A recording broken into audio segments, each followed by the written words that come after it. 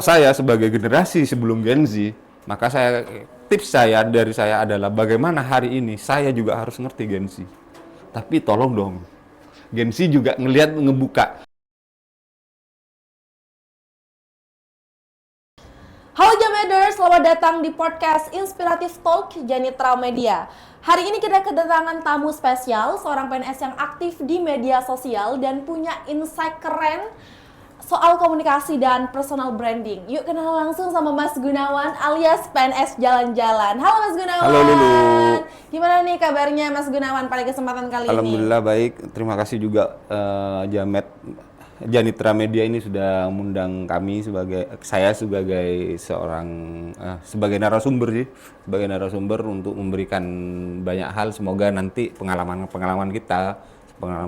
saya sebagai penggiat sosial media, mungkin juga bagaimana Gen Z melihat ilmu komunikasi atau bagaimana kita mempersonal brandingkan diri kita di sosial media. Luar biasa sekali. Sebelumnya kami ucapkan terima kasih nih pada Siap. Mas Gunawan sudah menyempatkan hadir untuk bisa mengisi episode kita kali ini. Nah, mungkin boleh cerita sedikit nih Mas Gunawan, siapa sih Mas Gunawan sebelum dikenal sebagai PNS Jalan-Jalan? Oke. Gini. Tentang PNS Jalan-Jalan itu kan sebenarnya pertama kali dicetusnya PNS Jalan-Jalan sebenarnya itu akun pribadi saya buka di Instagram pertama kali PNS Jalan-Jalan itu ada karena kegiatan saya yang lebih banyak ada di luar, kegiatan saya sebagai mulai dari jurnalis, pertama kali mulai bagaimana saya harus bikin konten-konten pada waktu itu tempat-tempat wisata dan mungkin sering kerjaan saya di luar kantor gitu loh, karena memang di kerjaan saya di situ ya akhirnya bikin nih saya juga pengen nge-share pengalaman saya, berbagi pengalaman saya kepada teman-teman. Udah nih saya rubah menjadi nama apa nih yang cocok gitu kan. Aku kan PNS gitu loh. Karena aku sering jalan-jalan, karena kegiatanku lebih banyak juga di luar, akhirnya udah nih PNS Jalan-Jalan. Itu sih sebenarnya bukan tentang bahwa PNS yang dalam tanda kutip sering kabur atau bolos ya. Iya. Tapi lebih karena saya sebagai PNS tugasnya lebih banyak di luar, itu aja sih. Awal dari personal branding itu di sana.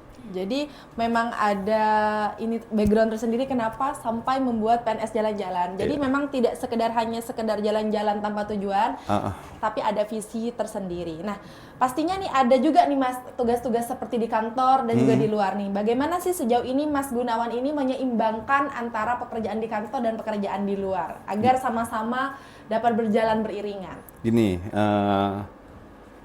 ya contoh saya harus ngeliput atau membuat produksi sebuah video di Aeng Tong Tong. Iya. Oke, nih pekerjaan selesai nih. Kita buat pekerjaan. Nah, setelah itu mungkin saya bikin kayak foto-foto atau insight yang menurut saya secara pribadi itu bisa dijadiin share saya, yaitu yang dimasukin. Artinya tugas selesai nih, tugas peliputan selesai. Setelah itu di situ juga saya akhirnya dengan inisiatif saya sendiri, aku pengen video nih, contoh itu.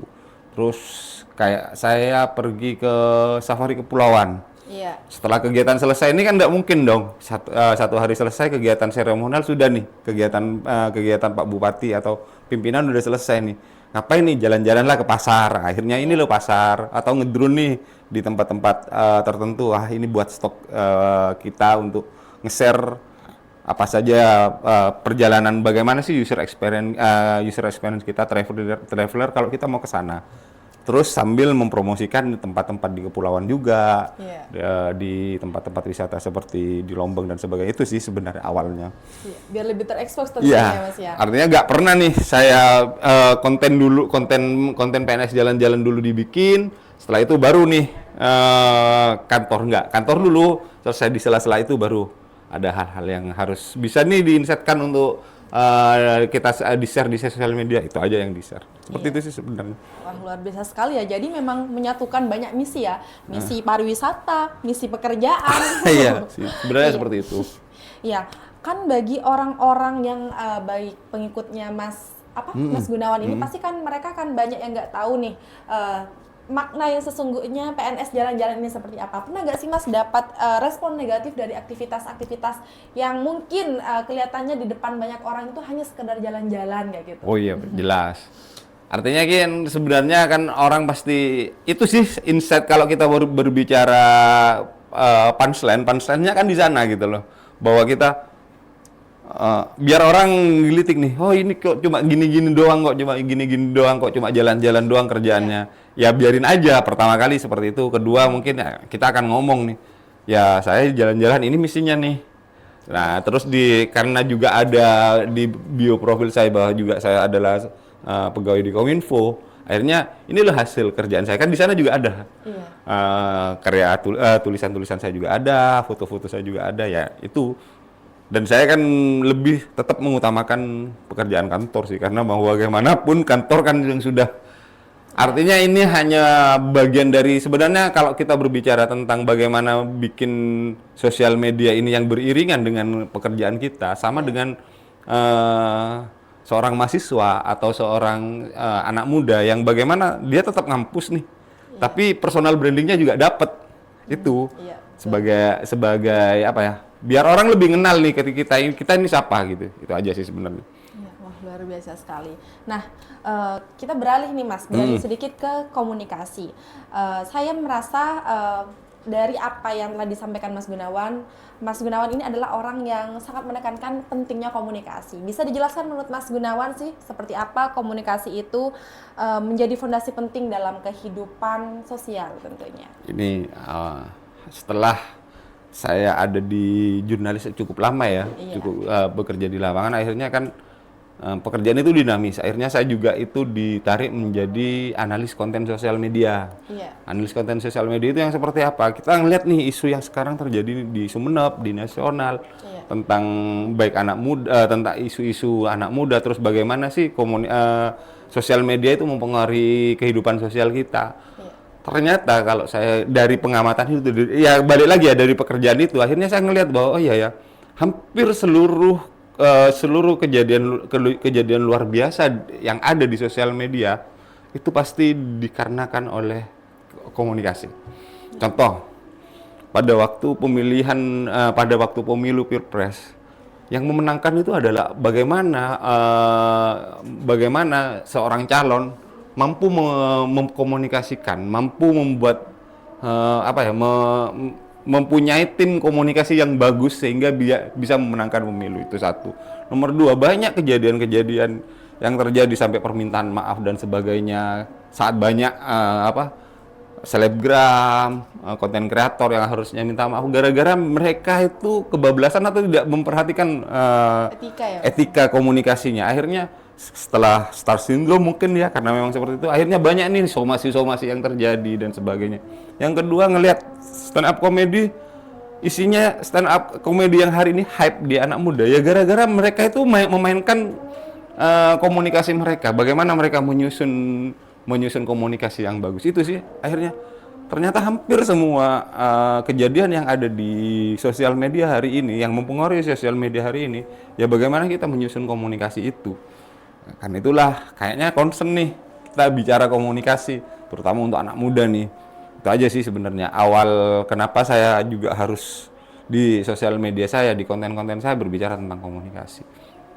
Ya, wah, berarti memang the power of komunikasi untuk saat ini memang sangat fundamental banget ya Mas ya. Oh iyalah. Nah, walau nih Mas, komunikasi itu kan penting nih ya. Nah, kalau di pemerintah sendiri, gimana sih peran komunikasi biar masyarakat gak salah paham dan tetap percaya? Karena kan yang sulit emang menumbuhkan kepercayaan masyarakat nih Mas. Oke, gini. Kalau di pemerintahan, kita itu tidak akan bisa mengkanter berita yang buruk atau bad news. Iya. Tetapi bagaimana kita membanyakkan good news. Jadi bad news jangan dikanter. Kalau saya secara pribadi tipikalnya seperti itu. Tapi bagaimana kita mampu meng-create sebuah perencanaan komunikasi untuk good news-nya. Bahasanya saya, oke lah mungkin karena pemerintahan ini isinya manusia semua, pasti ada salah benar. Tetapi dari salah benar ini pemerintah ini ada benernya loh, di sini. Itu sih sehingga apa kalau saya berbicara bagaimana manajemen isu, manajemen krisis. Kalau di Kominfo itu kalau di pemerintahan itu kan ada manajemen krisis nih. Manajemen krisisnya adalah seperti itu. Jarang kita mengcounter permasalahan itu. Karena apa? Kalau permasalahan memang terjadi kan ada proses yang mereka lalui. Tetapi bagaimana nih kepercayaan publik tetap ada ya good news itu. Good news, oh ini loh sisi berbeda dari Pemkab seperti ini. Contoh ada isu di sini, pelayanan publik di sini bagus kok. Pelayanan publik di sini bagus kok. Itu. Sehingga masyarakat bisa melihat bahwa Pemkab oke lah. Karena manusia bisa memaklumi sebuah kesalahan, tetapi ternyata memang bekerja nih orang Pemkab kinerjanya juga bagus di sisi yang lain seperti itu. Strategi kami biasanya seperti itu untuk manajemen krisis.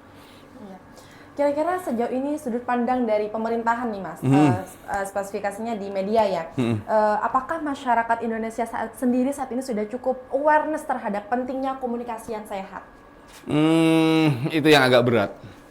Karena hari ini kalau saya berbicara, kita bedakan dulu tentang saya sebagai petugas perencana komunikasi di pemerintah. Tetapi lebih bagaimana karakteristik kita sebagai masyarakat ya. Seperti apa sih karakteristik masyarakat? Dengan adanya sosial media, masyarakat itu tidak mencari informasi yang benar, tapi membenarkan perspektif dia dengan cara mencari ke orang yang sama dengan perspektif dia di sosial media. Yeah. Itu yang jadi masalah gitu kan. Artinya apa? Apakah itu salah? Enggak. Ini bagian dari proses sosial. Terus bagaimana kita? Ya balik lagi ada dua. Kita harus menyadarkan, kita harus tetap menjadi komunikator untuk good news. Berita-berita bagus baik tentang Pemkab maupun tentang daerah. Yang kedua adalah kita tetap mengasih literasi digital untuk menyiapkan komunikan kita nih. Atau kita harus memahami dulu nih komunikan kita seperti apa. Makanya ada juga kalau di sosial media itu kan ada juga riset halayak untuk mengetahui nih karakteristiknya seperti apa nih untuk dibelokkan kemana dan sebagainya. Kalau saya sih lebih sama menyiapkan kita sebagai komunikator juga, menyiapkan bagaimana kita memperbesar media komunikasi kita. Yang ketiga kita mau tidak mau kita harus bagaimana tetap ngasih edukasi terutama literasi digital kepada masyarakat. Ya sehingga apa? Isu-isu yang ada tereduksi. Saya tidak akan bisa menghilangkan secara dinamis saat sekarang kalau kita berbicara hari ini media sosial kan kita dalam posisi hari ini adalah kalau saya mengatakan banyak istilah orang-orang komunikasi mengatakan sekarang overload komunikasi. Overload informasi. Kenapa saya katakan overload informasi? Kenapa banyak orang seperti itu? Contohlah Mbak Lulu, hari ini buka sosial media berapa jam dan semua scroll. Yeah. Informasi hari ini kalau nggak punya hook yang bagus, nggak mungkin tersampaikan informasi itu. Yeah. Terlalu cepat orang mendapat informasi hari ini. Televisi banyak akhirnya tidak jadi patokan lagi. Patokannya standar TikTok. Iya. Standar sosial media. Artinya standar yang dilakukan adalah sosial media. Kenapa? Yaitu kita harus menyadarkan bahwa masyarakat bahwa standar itu tidak hanya tentang sosial media nih. Ada standar-standar kehidupan sosial yang memang sudah ada dari dulu. Itu yang harus kita terus edukasi. Kalau menurut saya di sana, makanya juga di konten pribadi saya selalu katakan bahwa komunikasi itu penting, tidak tentang kita sebagai komunikator, tapi juga bagaimana komunikan kita yang juga harus kita pahami nih, agar komunikasi itu sampai. Seperti itu mungkin. Nah, ya luar biasa. Kita beralih sedikit nih Mas, kita bergeser ke Gen Z. Nah, kita melihat Gen Z saat ini dan generasi sebelumnya. Kira-kira apa sih bentuk gap yang paling Mas Gunawan rasakan untuk saat ini? Gen Z tidak suka dengan senioritas. Iya. Gen Z itu tidak suka sama senioritas. Kenapa? Dengan mudahnya informasi hari ini, kalau dulu di zaman kita ya, zaman saya jadi mahasiswa sekitar tahun 2000-an awal, kita menghormati senior karena dia punya pengalaman. Dia baca bukunya berapa nih?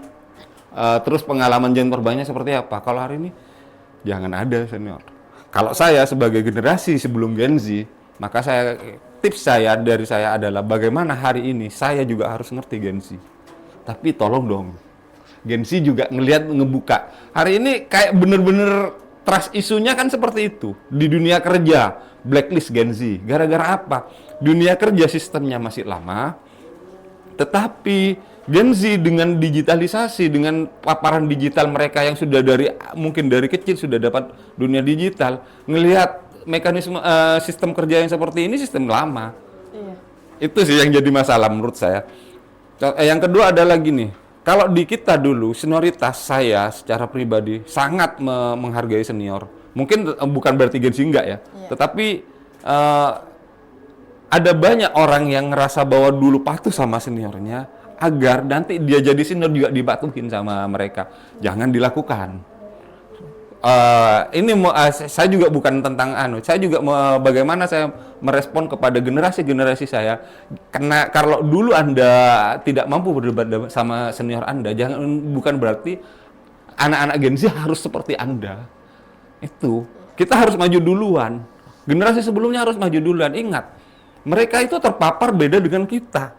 Kita itu tidak terpapar dunia digital separah hari ini, apalagi ke depan gen alpha yang dimana akan terpapar yang namanya AI. Komunikasinya akan harus juga lebih berat lagi. Artinya hari ini kita yang harus update, kita yang harus bisa memahami Gen Z. Gen Z lebih aware loh terhadap sosial media. Contoh, mungkin hampir seluruh Gen Z, terutama anak muda hari ini yang masih mahasiswa, postingannya paling 1 atau 2.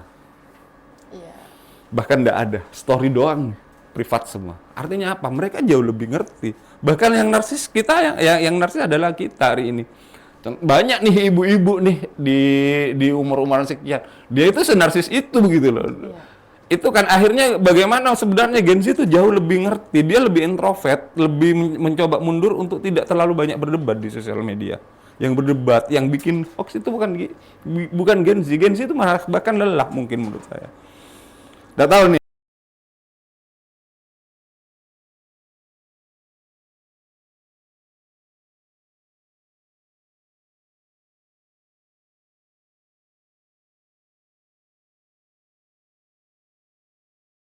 Gimana?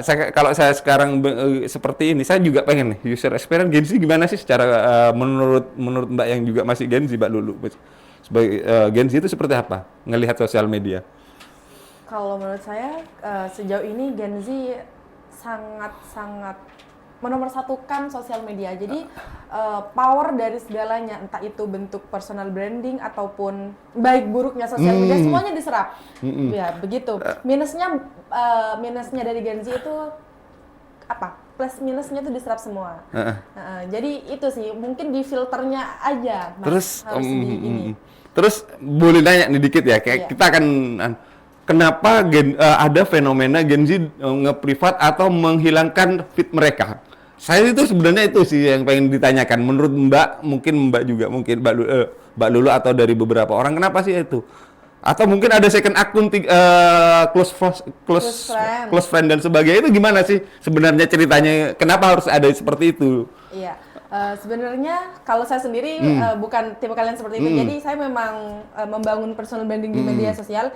Jadi ketika saya menemukan orang-orang Gen Z yang sedemikian rupa, karena mereka merasa ada limit yang harus mereka ciptakan sehingga tidak harus semua orang tahu seperti itu. Oh gitu. Oke, Mas Gunawan, kira-kira nih apa yang menjadi perbedaan antara generasi sebelumnya dan Gen Z sendiri? Apakah karena beda usia, atau faktor budaya, atau pola pikir lainnya yang membuat Gen Z seperti ini? Paparan teknologi, mereka aware dengan teknologi sehingga tahu bagaimana mereka harus membuka sosial media mereka. Ini ya dari saya. Paparan teknologi itu benar-benar mengubah 180 derajat sosial budaya hari ini. Sosial budaya di mana Gen Z sangat mudah mendapatkan informasi dan sebagainya, sehingga mereka itu pengen yang instan semua. Kalau dulu kan kita berproses nih. Kalau kita melihat ilmu, kadang-kadang terminologi dulu yang dibahas, mereka enggak, mereka dengan tutorial yang banyak, enggak perlu belajar terlalu. Akhirnya apa? Yang mereka melihat hal-hal yang instan, dan hari ini memang hal-hal yang instan, termasuk mendapatkan informasi. Kita pun sebagai para konten kreator mungkin agak susah dengan cara kita menentukan hook 3 detik pertama nih, bagaimana dapat. Gen Z pengen cepat, itu aja sih dengan sosial media. Pengen sat-sat emang. Ya, kira-kira solusi seperti apa sih yang bisa Mas Gunawan tawarkan nih sebagai gen sebelumnya? Oke. Agar komunikasi antar generasi bisa terjembatani kayak gitu, Mas. Sama-sama maju. Ya. Artinya ya Gen Z juga ingat bahwa standar digital, standar sosial media itu kan bukan standar. Oke lah, itu jadi salah satu referensi. Tapi itu kan bukan menjadi budaya yang harus ada nih. Makanya standar TikTok, cari pasangan standar. Artinya apa? Memang secara sosial memang mereka ngelihat bahwa ini nih, padahal ini kan ini hanya sebuah dimensi. Kalau bahasa, kalau dulu kan dunia maya nih, walaupun dunia maya yang semakin nyata, sama Gen X juga harus ngerti dong. Gen X harus maju nih, pengayom yang baik. Kalau dulu kalian ada senioritas, kalau kayak saya ada senioritas, putus tuh di Gen Z. Ingat, Gen Z yang akan kau anggap junior nanti akan jadi senior atau menjadi toladan Gen Alpha yang mungkin dari anak keturunan saya atau anak saya. Ayolah bikin Gen Z asik gitu loh. Itu sih kalau menurut saya lebih sama bagaimana sama-sama maju, kita ketemu di tengah nih. Harus seperti apa? Iya. Dan untuk saat ini nih Mas, yang biasanya Gen Z hadapi dan takuti, poinnya dari Gen Z sendiri itu biasanya merasa kebingungan menentukan arah hidup, karir, dan juga jati diri. Kira-kira sejauh ini apa sih yang menyebabkan Gen Z seperti itu kalau dari pandangan Gen milenial? Overload informasi. Overload informasi. Hari ini, coba kita bayangkan kita nyekrol sosial media lah. Apa yang terjadi? Sampai dia bingung nih. Kata si A, pendapatnya seperti ini. Kata si B seperti ini. Ngelihat seperti ini, fenomena seperti ini. Akhirnya bingung nih. Kayak kamu tuh, kita itu tahu semua dunia. Kayak anak SD dikasih rumus fisika gitu. Iya. Itu yang terjadi. Apa yang harus kita lakukan? Kembali lagi, jadikan sosial media sebagai satu. Iya. Kalau kita sebagai komunikan, jadikan sosial media sebagai media hiburan. Jadikan sosial media menurut saya adalah bagaimana itu distributor informasi, bukan sumber informasi. Iya. Artinya bagaimana distributor informasi itu, oh iya ya ini ada fenomena seperti ini. Kalau saya ngelihat gini, mungkin banyak sekarang yang tahu tentang timnas. Iya. Timnas Indonesia. Pasti nih rumor banyak nih, rumor bahwa katanya bahwa si A akan dinaturalisasi dan sebagainya. Padahal PSSI nggak ada. Nah, kita harus cross check 2 kali nih. Saya selalu akan katakan bahwa jangan jadikan sosial media sebagai sumber informasi satu-satunya. Dia itu hanya sebagai distributor. Sehingga kita bisa ngecek nih. Kalau memang kalau kita kebingungan dalam dunia informasi, ambillah GPS yang lebih baik. Apa? Media-media yang memang sudah kredibel dan sebagainya. Oh, seperti ini. Kalau saya seperti itu. Jadikan sosial media menjadi media hiburan semata. Yang kedua, jangan jadikan media sebagai sumber informasi, apalagi jadi sumber informasi tunggal. Iya. Tipsnya seperti itu. Iya. Jadi harus benar-benar pintar memfilter dan menyaring ya tentunya. Karena memang problematikanya Gen Z saat ini masih belum cukup mampu untuk menyaring. Ada juga Mas yang sudah mulai mampu, tapi kebanyakan Gen Z yang mulai usia ke bawah itu masih belum bisa untuk memilah dan memilih. Oke. Kira-kira nih Mas, seberapa penting lingkungan, baik itu di lingkungan kampus, lingkungan komunitas, keluarga, dalam membantu Gen Z untuk berkembang, tentunya berkembang menuju ke ranah yang lebih baik? Kalau di kampus yang jelas perbanyak diskusi. Iya. Carilah circle yang bisa artinya kalau bahasa sosial media lagi, carilah circle yang baik gitu. Circle yang bisa kita bertukar pikiran, bukan membuat pendapat kita itu diamini oleh sebuah circle. Iya. Tetapi bagaimana circle itu bisa membuat membuat kita progresif nih, secara pemikiran, secara personal branding dan sebagainya. Itu. Yang kedua, kalau kita berbicara lingkungan keluarga ya, hari ini ya sebagai orang tua menurut saya adalah bagaimana kita tetap berkomunikasi sebagai, kalau kita berbicara keluarga, bagaimana tetap hangat keluarga. Artinya apa? Ada mungkin kalau secara kuantitas tidak akan kayak dulu. Iya. Si intensitas itu, tapi ada secara kualitas, ada intensitas. Terutama kita akan menghadapi Gen Alpha nih. Contoh kayak anak saya akan ada waktu 1 jam minimal akan bertukar pikiran nih. Apa sih kesukaannya game nih, Robloxnya? Gimana nih tadi karakternya seperti ini, seperti ini, seperti ini. Oh ya Cong, ini gini Cong. Kalau kamu gini, Pak, ya pengen beli skin anu nih, skin Mobile Legend nih. Oh janganlah Cong, gini Cong. Mending seperti ini, seperti ini. Kita yang harus ngerti nih. Bahkan saya pernah harus hari ini memainkan Mobile Legend juga, memainkan Free Fire dan sebagainya yang dibuat mainan anak. Untuk membuat anak saya itu jadi temen gitu loh. Itu sih, akhirnya mereka itu mau curhat sama kita. Keluar anak-anak Gen Z akhirnya mau nih berbicara terbuka sama keluarga. Dan itu kan yang nggak terjadi hari ini. Karena keluarga sudah ngeblok. Sebagai generasi sebelumnya biasanya ngeblok dan ngerasa main HP aja terus, aja terus seperti ini, hanya mereka bisa mengkritik. Itu sih.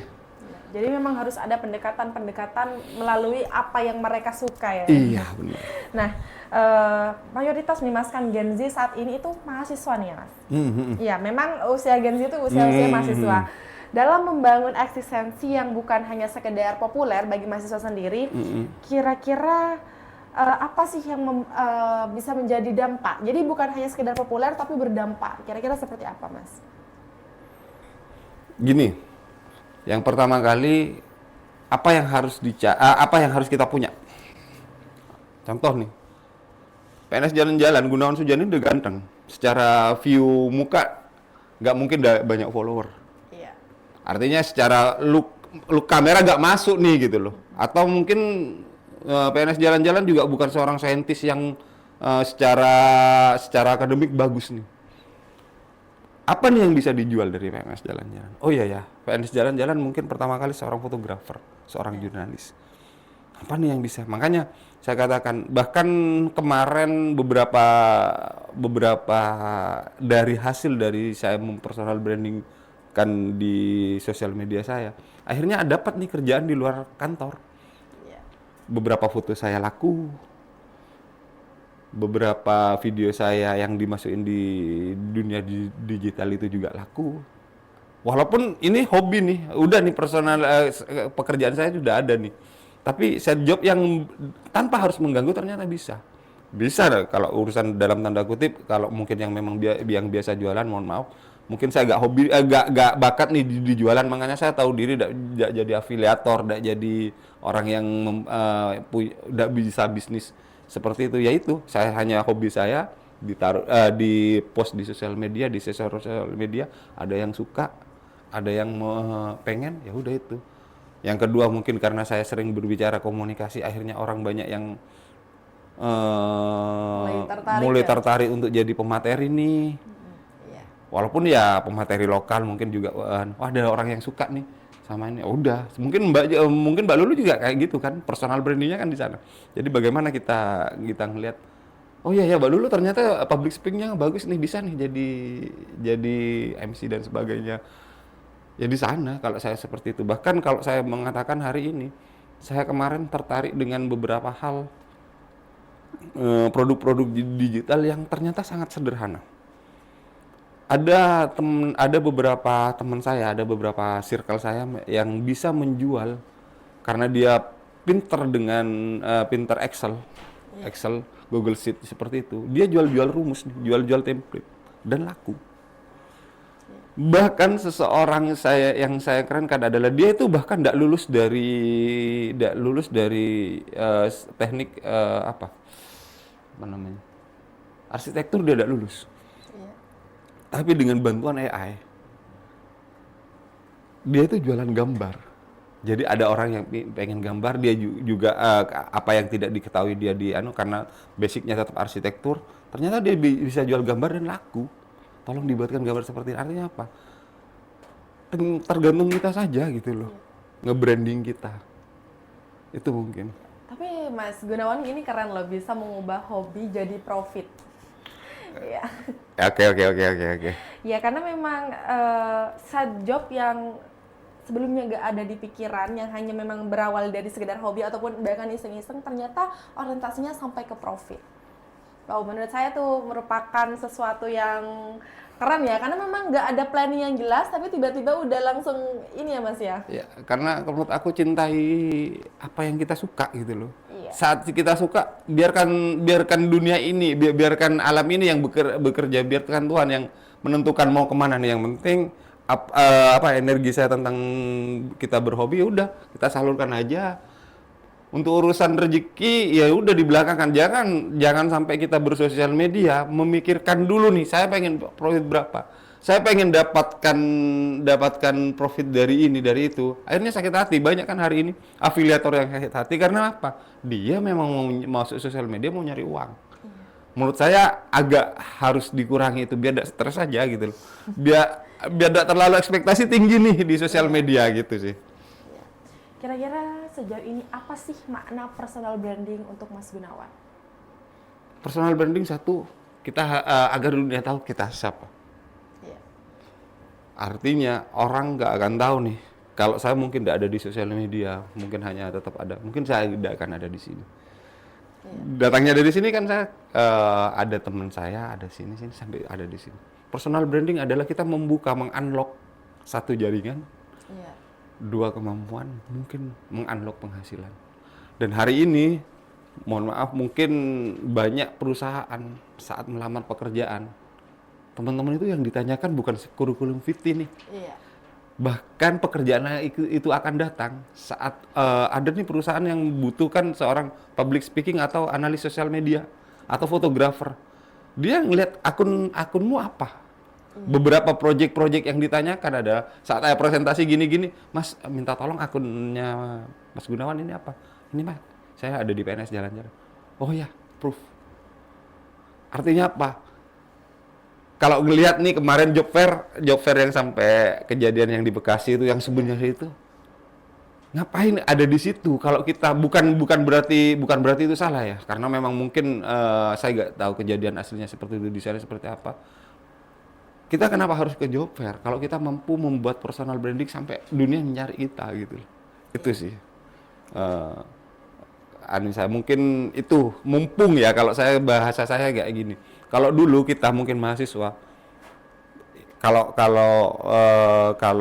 PNS kalau sudah umur kayak saya itu kan mungkin uang ada.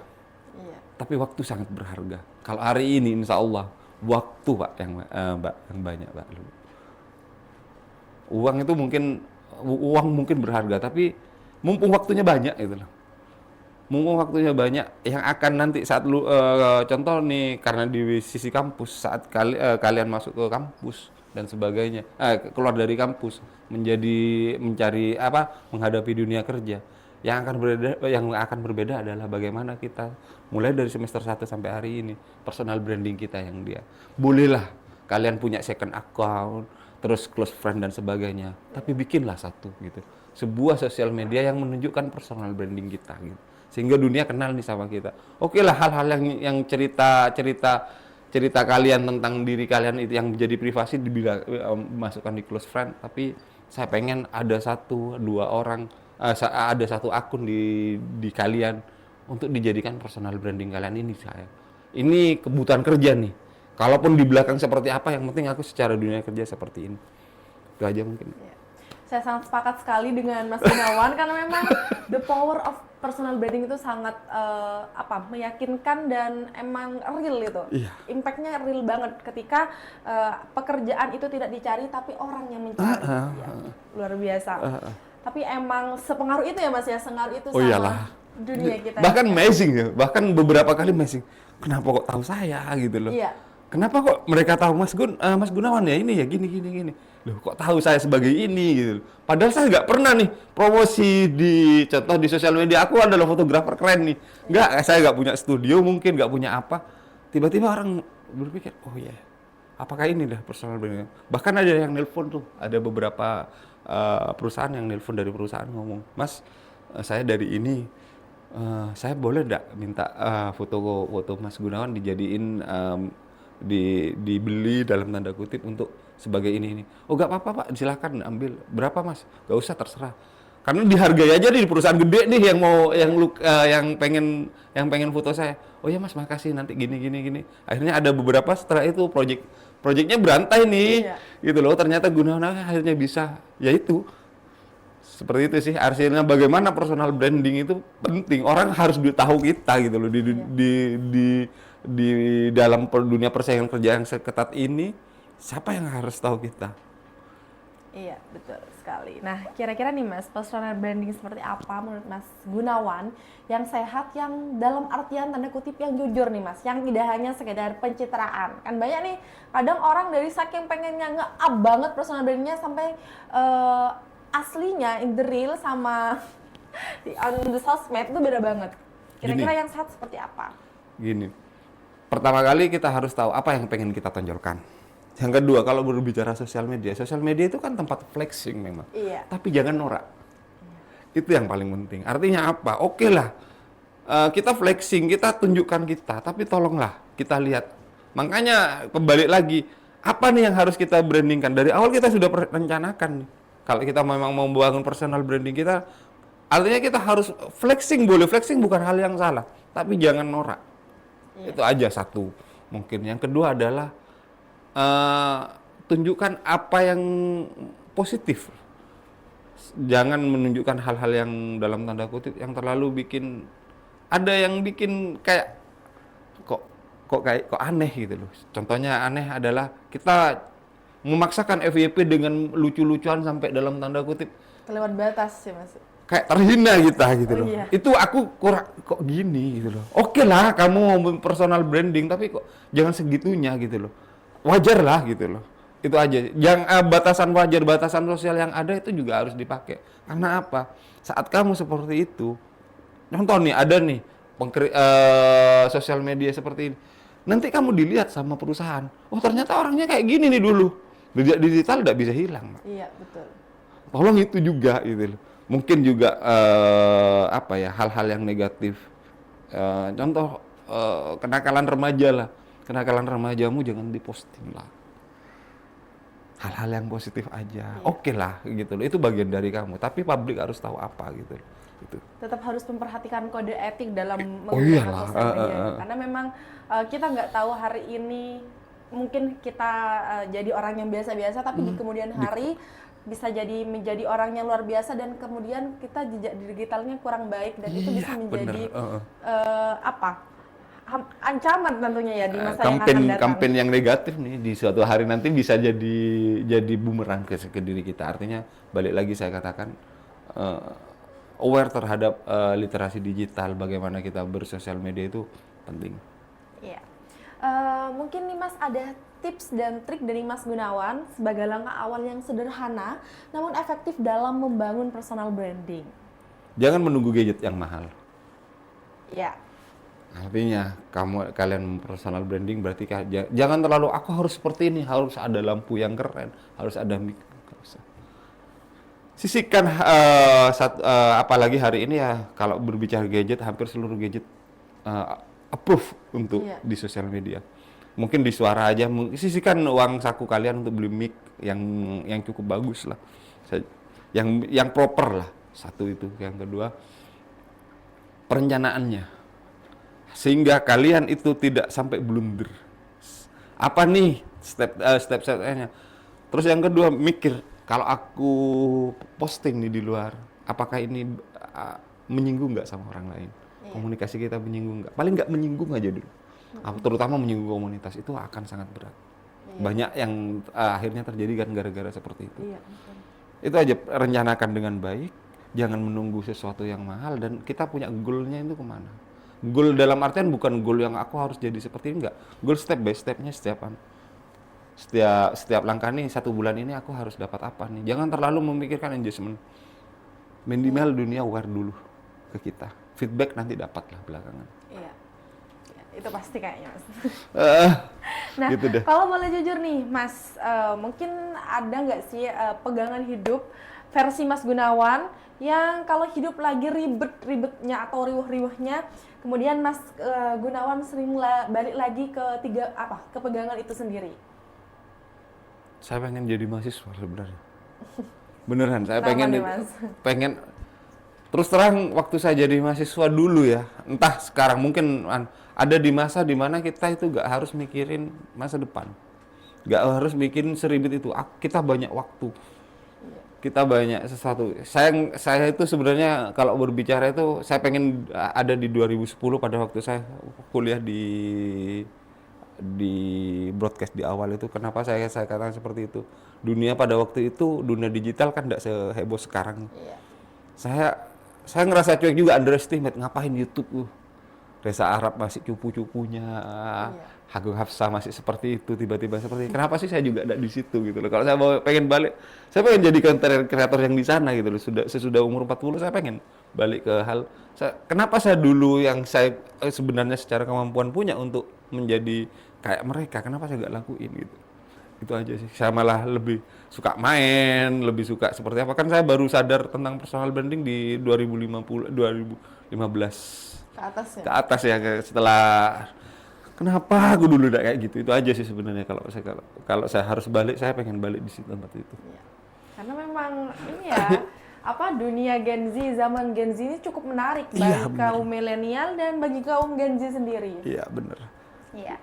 Nah, mungkin ada pesan-pesan untuk para mahasiswa dan fresh graduate nih Mas, yang khususnya kepada Jammeders yang di rumah atau siapapun yang masih merasa belum punya arah. Ada nggak Mas pesan-pesan untuk mereka?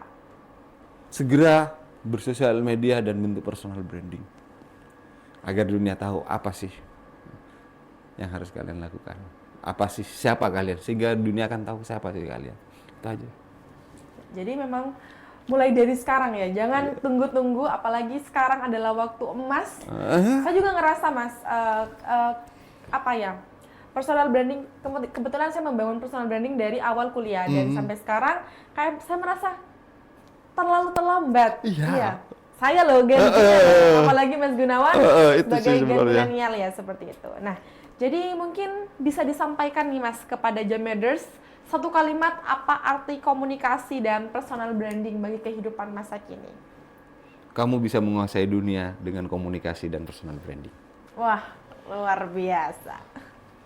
Ya, benar sekali. Bukan hanya menguasai, tapi bisa menjelajahi dunia tentunya ya Mas. Iya Pak. Artinya kita kalau dulu itu kan yang menguasai informasi akan menguasai dunia. Termasuk bagaimana Hitler, seorang yang kecil kayak Charlie Chaplin, mampu menghegemoni satu Jerman dan bikin perang dunia kedua meletus. Itu kan dia itu hanya punya dua, personal branding dia dibuat walaupun kayak Charlie Chaplin, tapi dia mampu bagaimana menghegemoni seseorang, mendoktrinasi seseorang dengan apa? Dengan komunikasi dia keren. Bahkan ada banyak pimpinan yang hari ini menjadi legenda itu karena dia mempunyai kemampuan komunikasi yang bagus. Iya. Kalau bisa kasih pesan ke diri sendiri nih Mas, kalau boleh ke throwback 10 tahun yang lalu, apa yang akan Mas sampaikan kepada diri sendiri? Aku akan buka kamera dan aku akan ngomong kepada dunia, ini loh Gunawan Sujana. Itu aja sih sebenarnya. Iya. Iya bener. Kenapa dulu aku dulu Jogja tempat yang asik ya. Tempat secara circle itu bagus. Semua orang ada di situ. Waktu saya banyak ya. Kenapa saya tidak buka kamera saya, apalagi dulu fasilitas kamera ada. Kenapa tidak buka kamera saya dan saya mengatakan dan saya jadi konten kreator, YouTuber pada waktu itu. Itu aja sih. Penyesalan terbesar saya sebenarnya ada di sana. Di 4 tahun saya ada di Jogja, hampir 5 tahun ada di Jogja. Cukup menarik dan unik sekali ini. Narasumber kita kali ini Mas Gunawan sepertinya masih belum selesai dengan masa mudanya dan pengen balik lagi. Ya makanya banyak orang yang katakan, ngapain sih Gun, kamu udah umur 40 gitu loh. Iya. Masih gaul sama anak-anak muda. Dunia muda itu keren, dunia muda itu dinamis gitu loh. Apa yang kita jadikan konsep hari ini, besok jadi hipotesis kembali. Kita harus meneliti kembali, sehingga aku ngeliat dunia anak muda itu kayak sedinamis itu. Nomor 2, mungkin saya kan akan punya juga keturunan anak muda. Bagaimana saya juga bisa jadi teman, bukan jadi bapak dia gitu loh. Itu aja sih sebenarnya. Umur boleh tua, tapi semangat harus tetap muda ya Mas. Iya. Wah, luar biasa sekali. Wah. Sebelumnya kami ucapkan terima kasih kepada Mas Sama-sama. Gunawan yang sudah menyempatkan hadir untuk berbagi ilmu, tentunya berbagi pengalaman kepada Jammeders di rumah. Sekali lagi terima kasih atas pengalaman yang sangat luar biasa Mas Gunawan, ilmunya dan juga mungkin keluh kesah dan juga apa ya, perjalanan hidup Mas Gunawan mulai dari muda, Gen Z, mulai dari muda dan sampai saat ini dan kembali lagi pengen jadi muda lagi. Enggak sih, tetap jadi muda gitu sebenarnya. Iya, kami ucapkan terima kasih sebanyak-banyaknya Mas Gunawan, terima kasih.